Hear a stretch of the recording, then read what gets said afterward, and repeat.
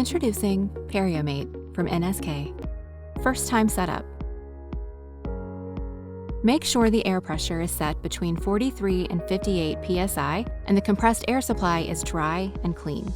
Water or oil content can solidify the powder and cause clogging and result in the malfunction of Perio-Mate. You can use NSK multi-gauge to check the supply pressure. Here's the regular before use routine. Thoroughly dry the coupler, handpiece, tubing, joint section of the powder case, inside of the powder case, and inside of the powder case cap. Connect the tubing to the coupler and insert it into the powder case. In case of a direct connect model, the powder case screws directly into the tubing. To connect the handpiece to the powder case, pull back the handpiece release collar on the powder case and push the handpiece straight onto the connection, and release the collar once the handpiece is in place. Pull the handpiece a little to make sure it's securely connected. Put on the cap and test the handpiece away from a patient before use. If any vibration, noise, or blockage is detected, contact an NSK authorized dealer or NSK service center for troubleshooting.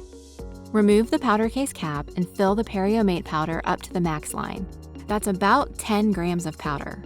Use only Perio-Mate powder, part number Y900938, and pay attention to the expiration date on the powder case to avoid any risk for the patient or the handpiece.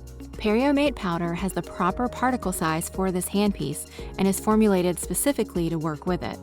Securely close the container lid and close the powder case cap. Note: if excess cleaning powder is put into the powder chamber, the correct amount of powder will not be sprayed immediately.